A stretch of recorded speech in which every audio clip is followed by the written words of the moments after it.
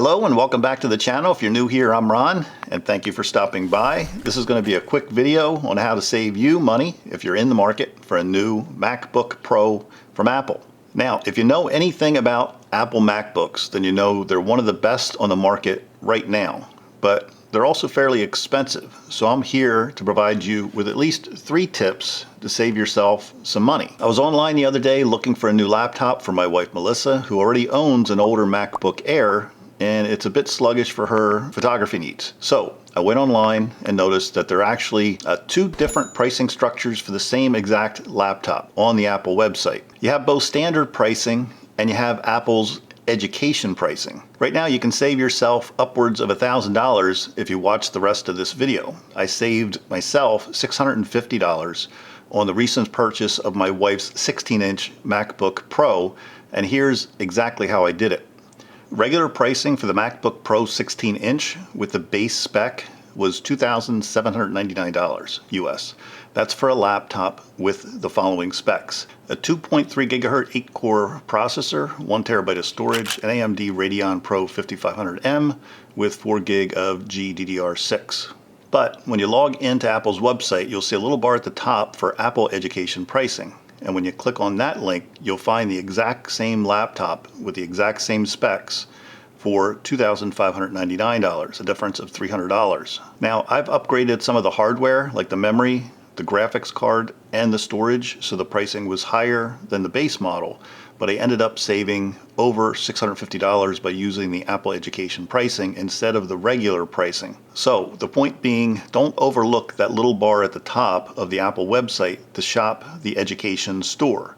Now, my wife's a teacher, so she qualifies for this pricing, but their website also indicates the pricing is also available to college students, their parents, faculty, staff, and homeschool teachers with all the grade levels as well. With that being said, I can tell you that no ID or additional verification was required by Apple when I ordered online. To ensure I didn't miss anything and actually qualify for the education pricing, I reached out to Apple's customer service via their online chat, and here's what I was told.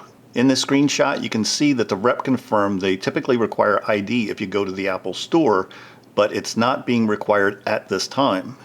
In the second screenshot, you can see that Apple's just asking for what they call positive consent, or basically what we're calling the honor system. With that being said, I would suggest you save yourself some money and use the Apple education pricing if you feel you're qualified for this pricing.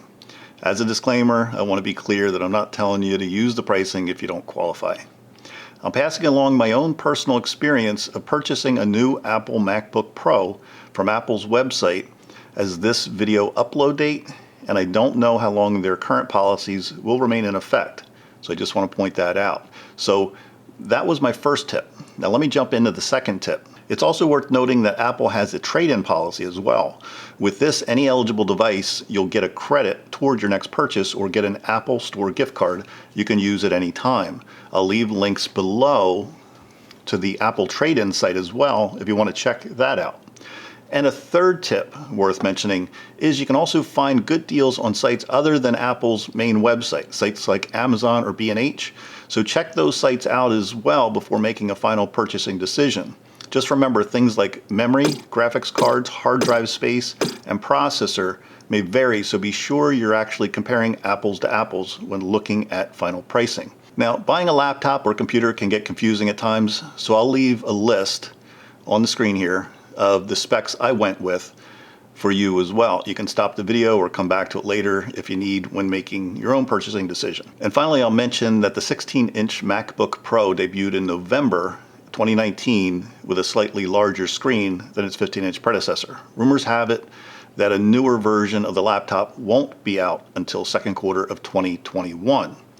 I mention this as additional insight into buying right now versus waiting on something newer down the road from Apple. Oh, and before I go, I'll say I personally am using a Dell XPS 15 while my wife prefers the Apple laptops. If you prefer Windows operating system, you can't go wrong with the Dell XPS 15 laptops. And if you're an Apple iOS user, the Apple MacBook Pro 16 is a great choice as well. We're a mixed household here, so it doesn't hurt to have one of each.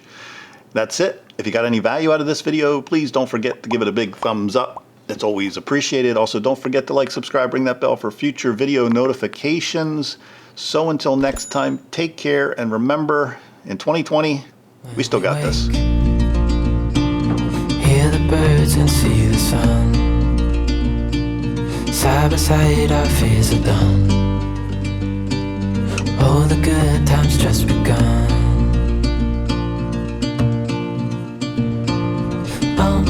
We know what we have, let's hold on tight. Found what we're looking for in life. Call us crazy, but things are finally right. With you and I, the future is bright.